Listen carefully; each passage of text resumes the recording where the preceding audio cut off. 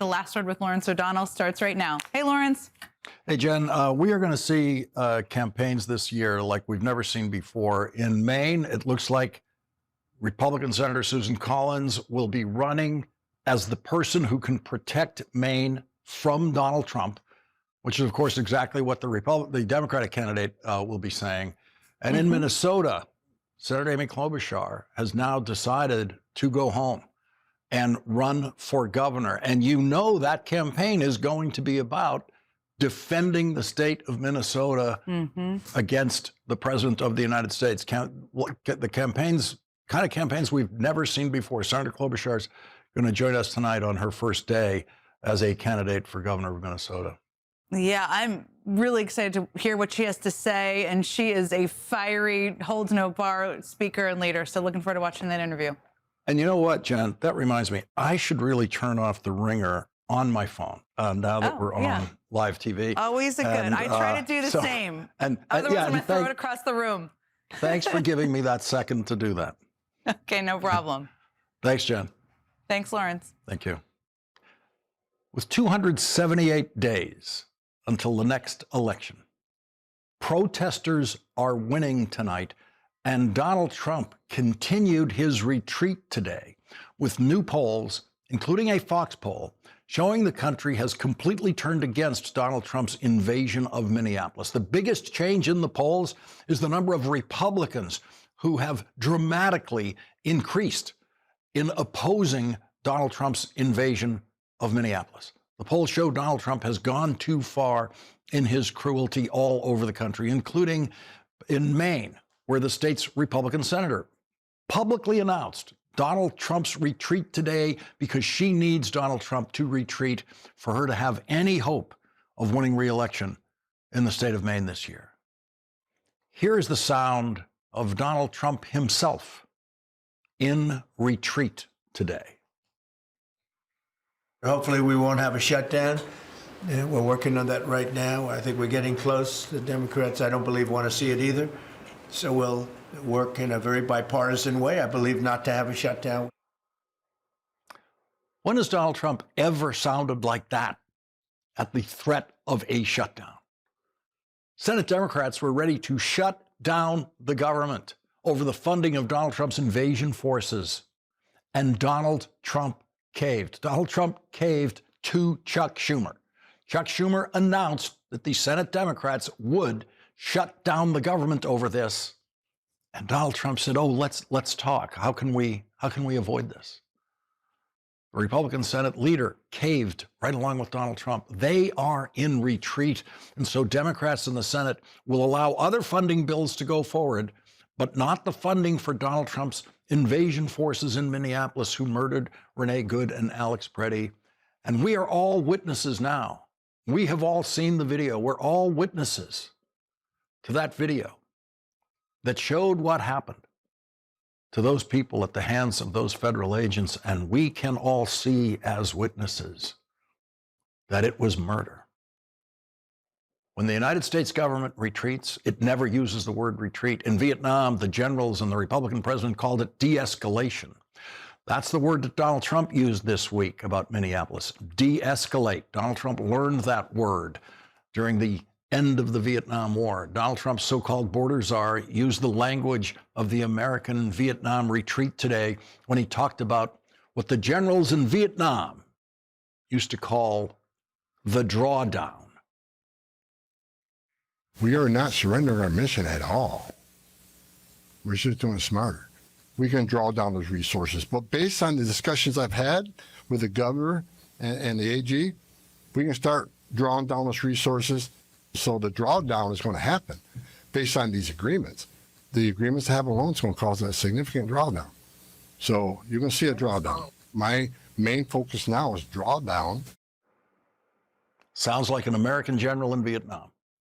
The American government never uses the word retreat, never uses the word surrender, except to deny that they're doing it when they are doing it. That is how de-escalate entered our military language in Vietnam. That is how drawdown entered our military language in Vietnam when we were on our way to mounting a full retreat and a total surrender in the first war the United States of America lost outright and never admitted losing. The anti-war protesters won. The protesters against the war in Vietnam won, and they forced America to leave Vietnam. That is the story of that de-escalation and that drawdown. And the protesters are winning tonight. For Tom Homan, of all people, to be able to stand in front of reporters for 15 minutes today without a single question being asked about the undercover FBI video of him accepting $50,000 in cash from undercover FBI agents in 2024. 2 people had to die. Tom Homan is the only person in the history of federal government employment to be offered a job in the federal government by the president after FBI undercover agents recorded him on video accepting $50,000 in cash in an undercover investigation of Tom Homan, who, of course, says he did nothing wrong. Those reporters today have never before in their lives been in the presence of a federal government employee who was caught on an FBI undercover video by FBI undercover agents accepting $50,000 in cash from those agents.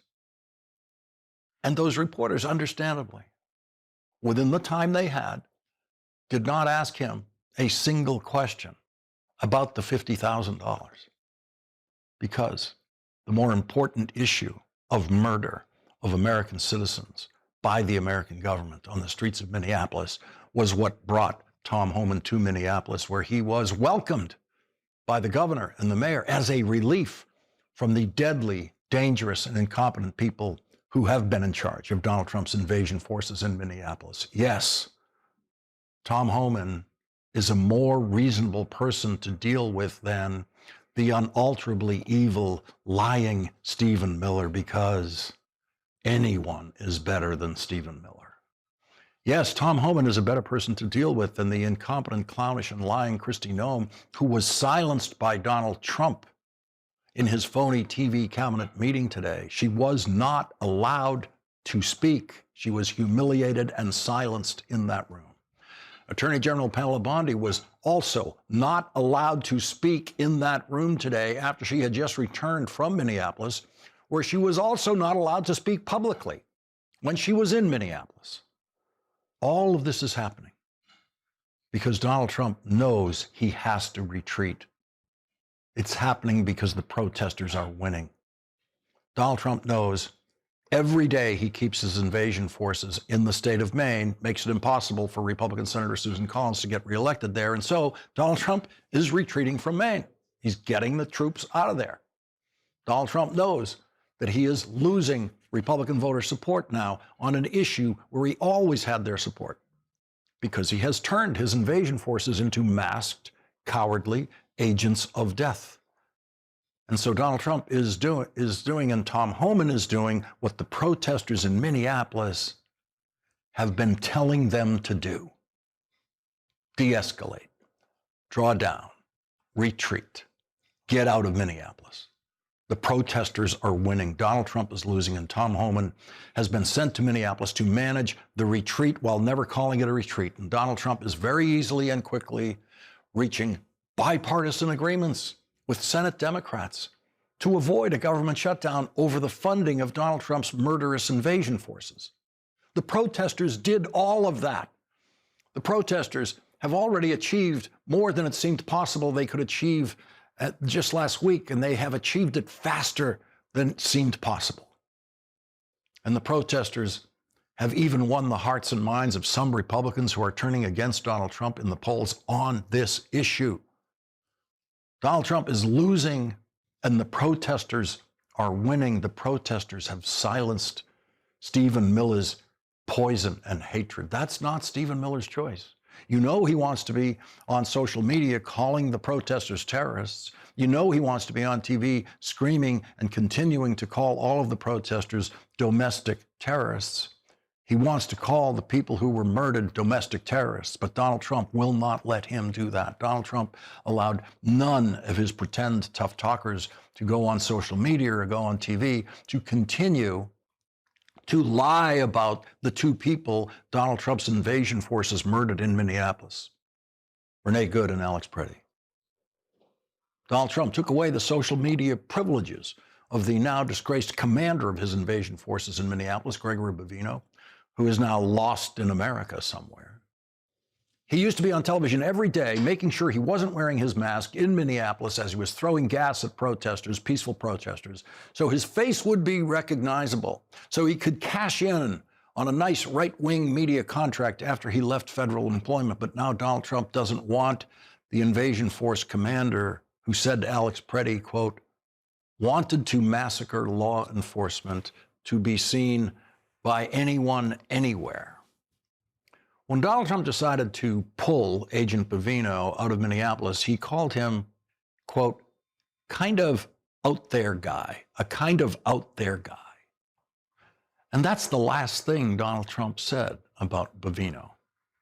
Imagine what it's like to be the viciously reflexive, hateful Stephen Miller or Greg Bovino, ordered by Donald Trump not to touch their little social media toys, to spew poison and lying hatred about the people murdered by federal agents in Minneapolis. Imagine how their fingers twitch as they look at their phones, craving a chance to spew more poison and hatred on their social media accounts about those victims, those murdered victims. But Donald Trump is in retreat, and they have been ordered to not say a word about those victims, not another word. Stephen Miller knows tonight that he has dug Donald Trump the deepest disapproval hole that Donald Trump has been in his second term in the White House. The Pew poll shows a 61% disapproval of Donald Trump tonight. The Fox poll has Donald Trump at a 56% disapproval tonight. And Donald Trump now seems to believe that it's Stephen Miller who got him those disapproval numbers. It's the murders committed under Gregory Bovino's command in Minneapolis that got Donald Trump those disapproval numbers. The Wall Street Journal is owned by one of the country's richest immigrants, the right-wing Trump-supporting Rupert Murdoch. The Wall Street Journal reports in frigid Minneapolis, Bovino was seen wearing a long olive overcoat with an oversized collar that looked to some a bit too much, like it came from Herman Goring's closet. It's as if he literally went on eBay and purchased SS garb, said California Governor Gavin Newsom.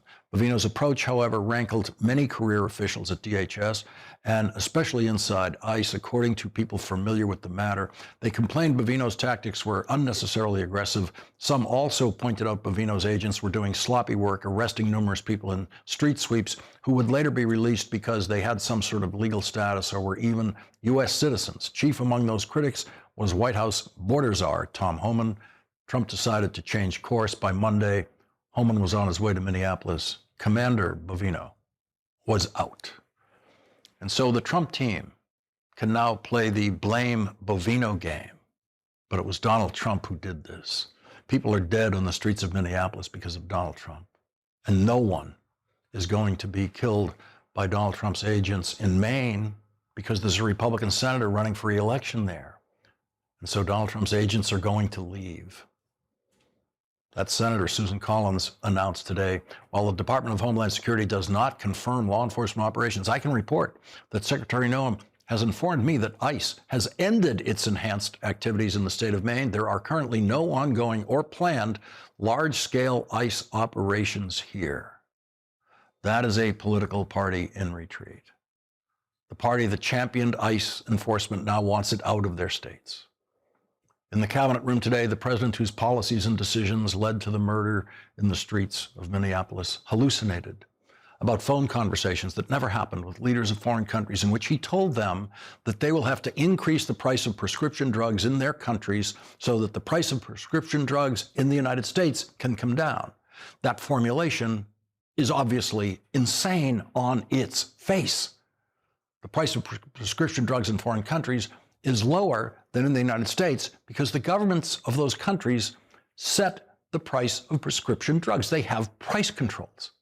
They use the same kind of price controls that this country used in World War II. Democrats have been trying to get that kind of price control on prescription drugs for decades in this country, but Republicans, very much including Donald Trump, oppose the government controlling the price of prescription drugs. And so we don't have price controls. And that's why our drugs are more expensive. None of that was apparently understood by a single person in the Trump cabinet room today, and their reaction to Donald Trump completely inventing conversations that never happened in an apparent hallucination was to laugh. I spoke with Macron. He was the first one. He was not at that time wearing sunglasses. And he said, no, Donald, I will not do this. I will not. I won't even consider. You're asking me to double the price. I said, you have no choice. You have to do it because you guys have been ripping us off. In other words, the whole world, we've been subsidizing the whole world on drug costs. That's why they were $10 and we'd be at 130. As an example, there were many examples. I could give you examples even worse. He said, no, I will not do that. And I said, yes, you will. 100% you'll do it. He said, no, I won't do that, Donald. You're asking me to double the cost of our prescription. We will not do that. I said, look, you've been ripping us off now for decades. We're not going to do it anymore.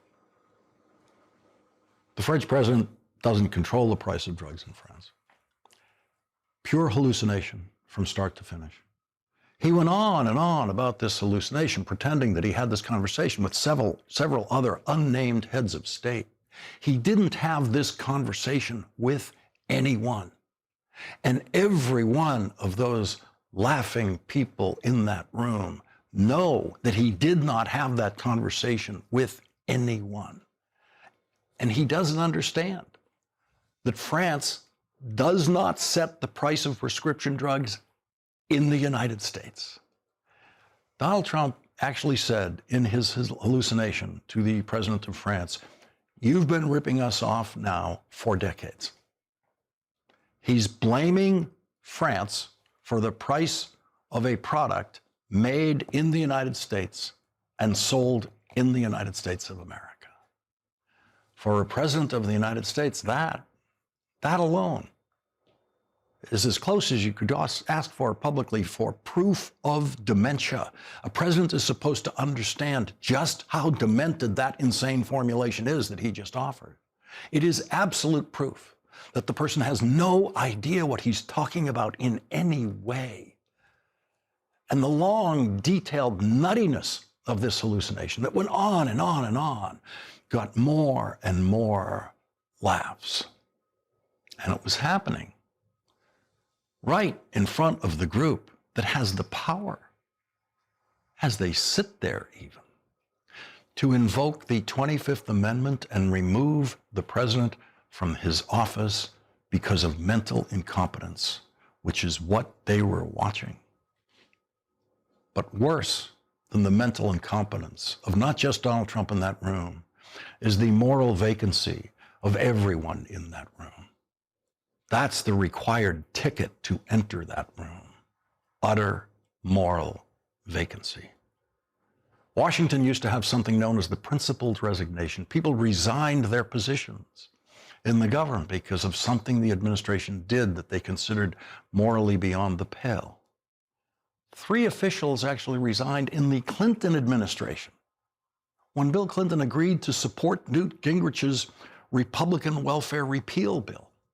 In pre-Trump Washington, there would be resignations in a presidential administration that shot and murdered people in the streets of Minneapolis.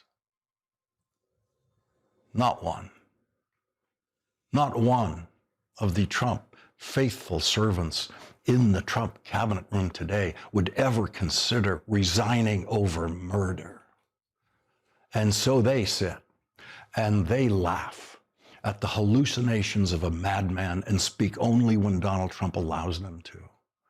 And the laughter of the Trump quislings is the sound of the moral rot that surrounds and supports the retreating Donald Trump tonight. Senator Amy Klobuchar, 278 days from now, will be asking for the votes of the people of Minnesota to become the governor of Minnesota, to continue defending that state against Donald Trump. Senator Klobuchar joins us next.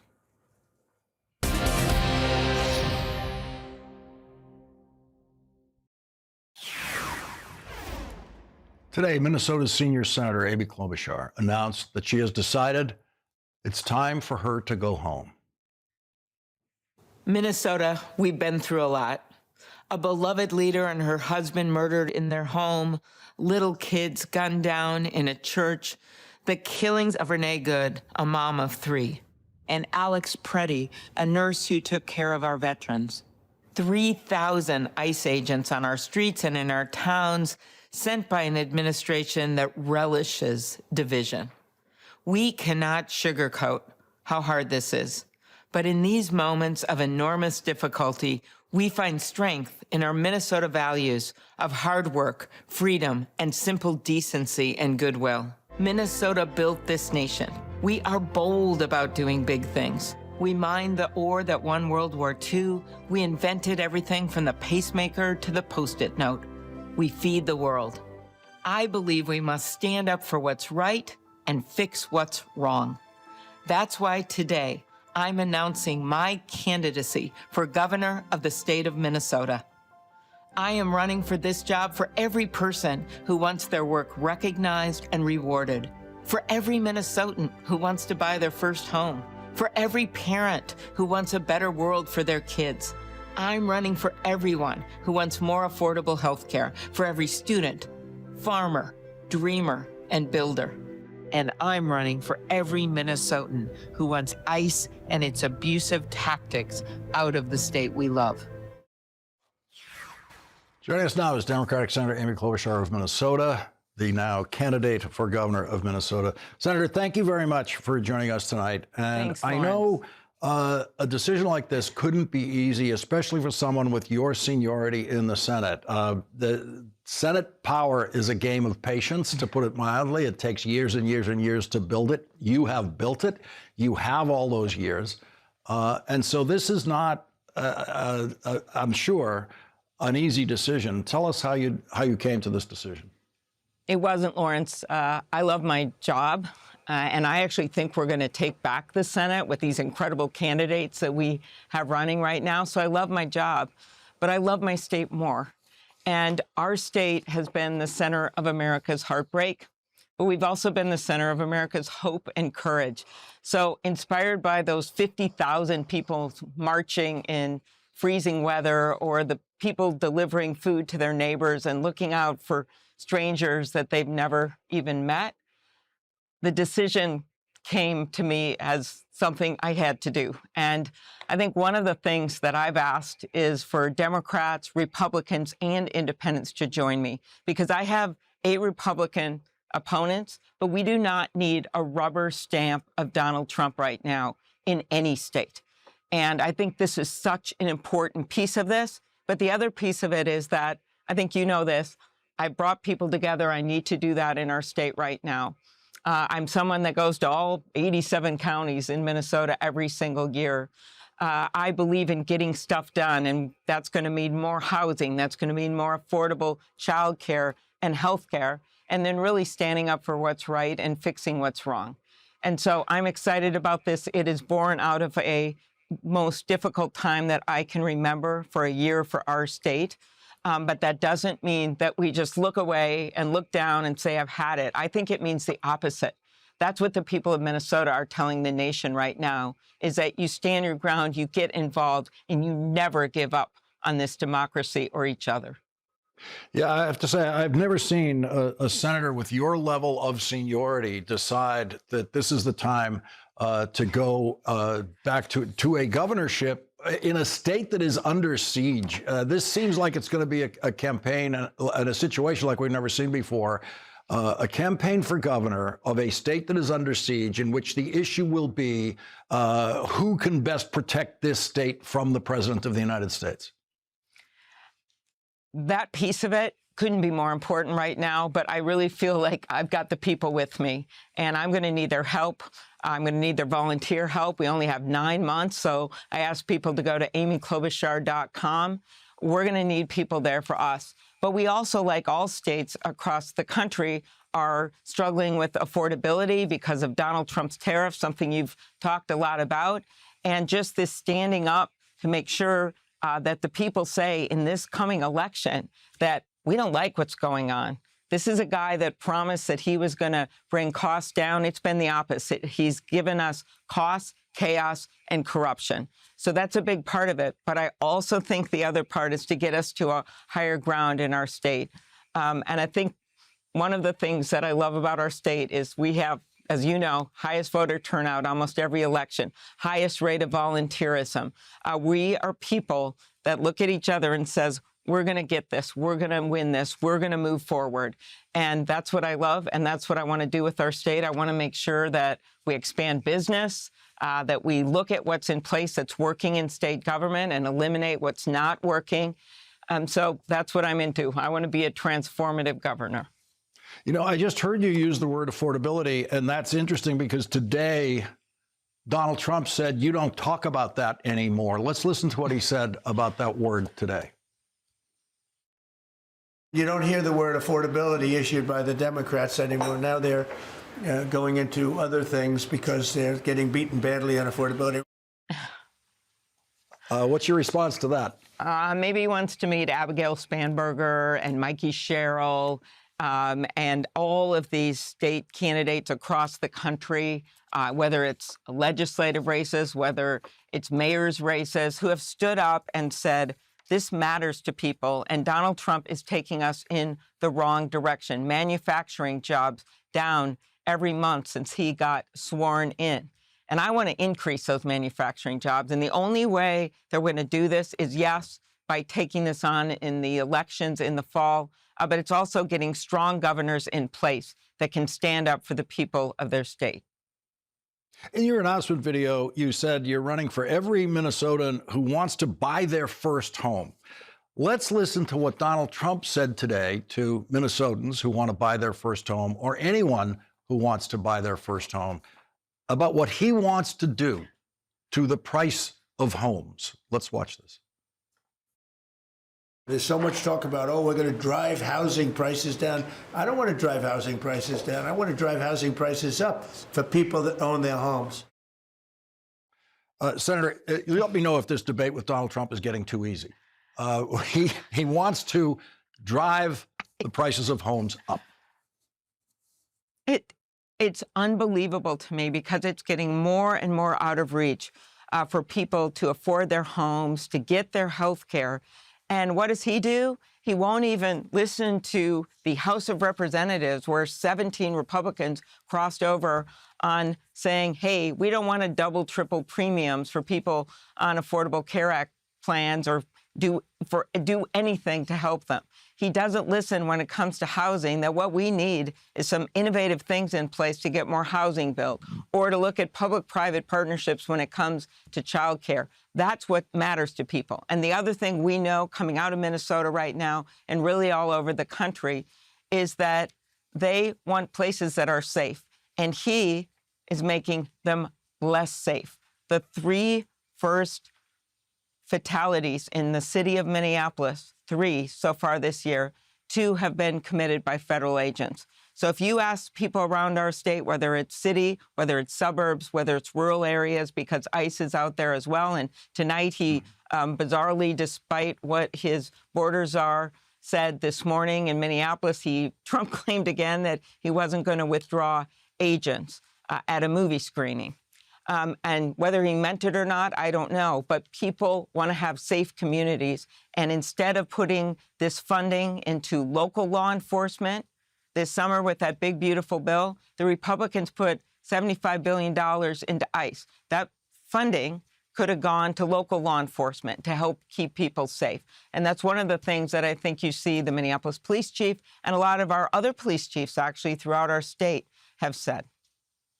Senator, we're going to be joined at the end of this hour by a Minnesotan, a doctor who worked with Alex Preddy, who's going to tell us about his view of just how much Alex Preddy contributed to their work. As you speak to people in Minnesota about what they're feeling, obviously this is a state that is in mourning. This is it's not just a city. What is happening to the larger community of Minnesotans now who have been dealing with this emotional burden, this grief, this mourning that has come to the state? It's really hard, Lawrence, but they have such resilience and they are still standing tall. I'm sure you'll hear from the doctor there's a lot of people who are exhausted by this. There are kids that are hiding in homes. There are people out there in freezing weather just trying to make sure that someone's able to get to school or that someone's able to get their groceries. And I got to speak to Alex Preddy's parents just about 24 hours after he was killed. And I can tell you the hardest thing is they told me, we want his story told, and you're doing that tonight, Lawrence, which we appreciate. We want a story told of all the people he helped and the veterans he loved and their families, and they described him as the kind-hearted man that he was. But they also said the hardest thing for them, 24 hours later, was what the officials in the administration, the Trump administration, had said about their son, calling him a would-be assassin, calling him, as Steve Miller did in exchange with me when I just simply said, watch this video. He wrote and said, called him a domestic terrorist shortly after he had been killed. So the parents told me that that was the hardest thing for them, and they wanted to set the record straight. And I'm glad you're doing this with one of the doctors in Minnesota.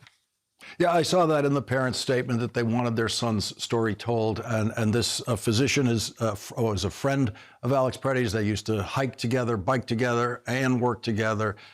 He's gonna tell us the truth about who this person was. Senator Amy Klobuchar, thank you very much for joining us tonight on your first day as a candidate for governor of Minnesota. Thank you. It was great to be on. Thanks, Lawrence. Thank you. And coming up, after the killing of Renee Good in Minneapolis, James David Vance lied that federal agents have absolute immunity. That was his phrase, absolute immunity in situations like this. Congressman Eric Swalwell disagrees, and he's going to clarify this for J.D. Vance. That's next.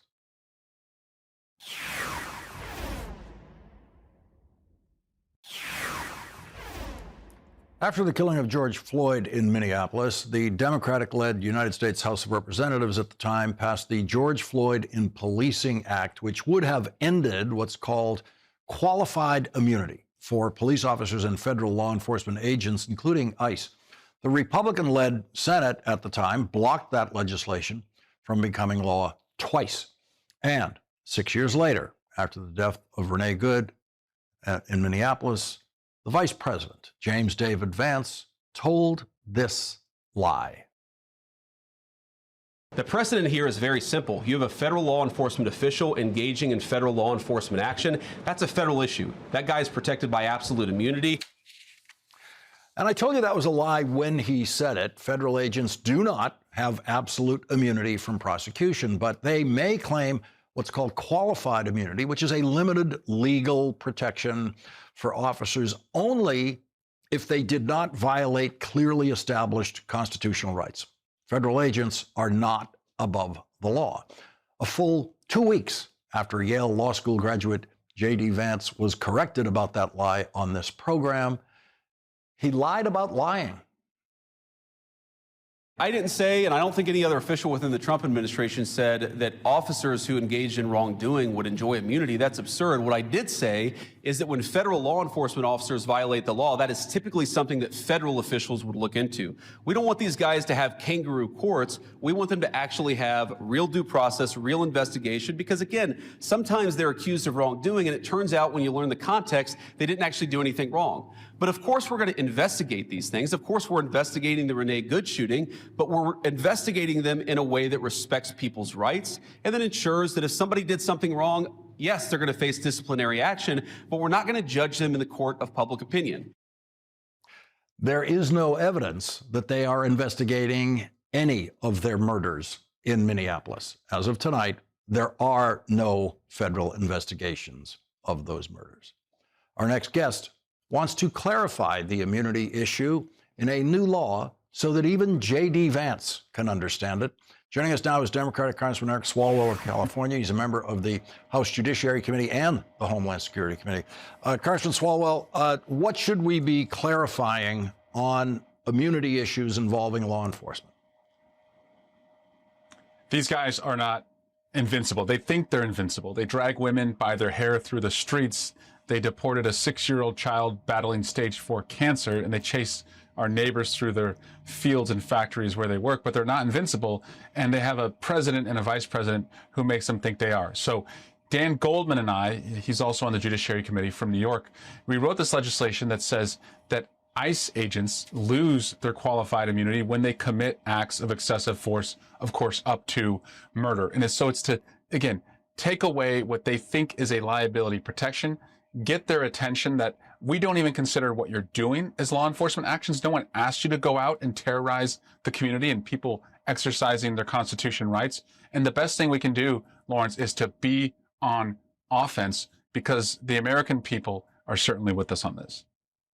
This is long overdue. And you tried it before. And again, there was a Republican Senate at the time. That's obviously a problem now. But we are 278 days from possibly sitting here on an election night, seeing what could be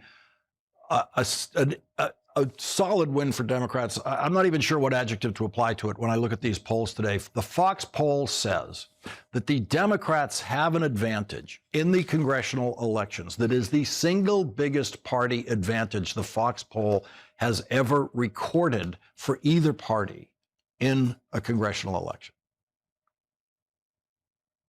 Yeah, we're running on costs being too high. The literal costs, from a president who say lower cost on day one, to the figurative cost of losing our rights in the streets. And so we can't do enough right now. The Senate should not vote to give ICE another penny. I did not vote for that. I voted against it last week in the House.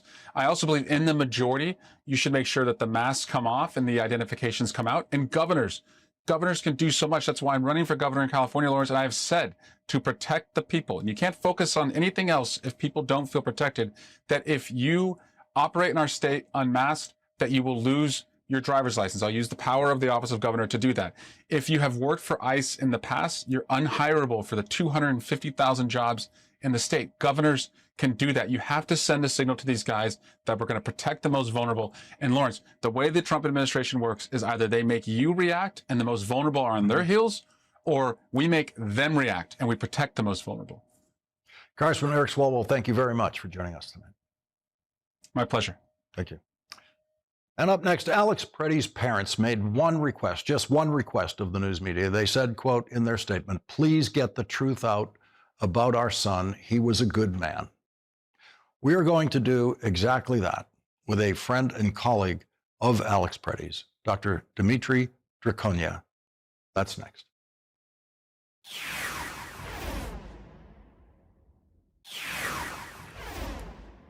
In the statement written by Alex Preddy's parents, Susan and Michael Preddy, and in a separate statement written earlier this week by his younger sister, Michaela, the Preddy family talked about Alex's impact and how they wish he could see the impact that he is now having. Michaela Preddy put it this way: Alex always wanted to make a difference in this world, and it's devastating that he won't be here to witness the impact he was making. The last line of Alex Preddy's parents' statement is, please get the truth out about our son. He was a good man. Thank you. Following Michael and Susan Preddy's wishes to get the truth out about their son, we are joined now by Dr. Dimitri Draconia, a friend and colleague of Alex Preddy and a professor of medicine at the University of Minnesota Medical School. Doctor, thank you very much for joining us tonight. I first of all want to say I am sorry for your loss and the loss of your friend. And I know this is difficult to join us and talk about this, but we are really just trying to follow Alex's parents' wishes. And I'd like to begin, we've all seen the impact now publicly that Alex is having right now and has had.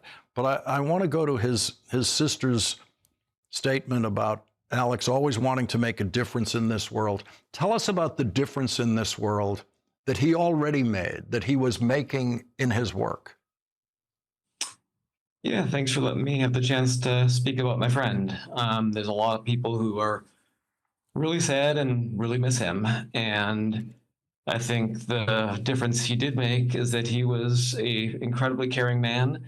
He took excellent care of patients, and he was a great coworker. He was someone who did whatever he could to help, and he did it with a smile and a laugh, and he did his best every day, which is what you want in someone that you know. And I got to know him well, and I wish I knew him better, and I'm learning more about him, and really miss him every day.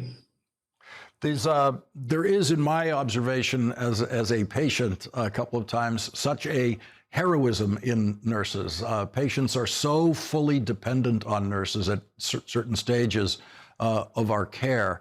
And I'm sure you saw that relationship that he had. Yeah, I mean, I will just speak in general terms of nurses. They are the ones who are with patients far more than physicians. They are at the bedside.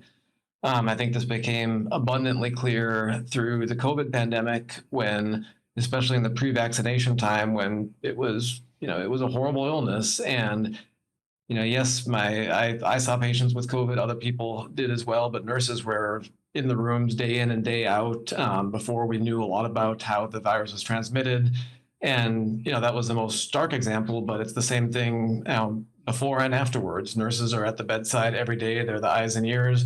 They're the ones who tell you that something is not right, that that we need to look into things. And he was really good at that. Where were you when you learned of his death?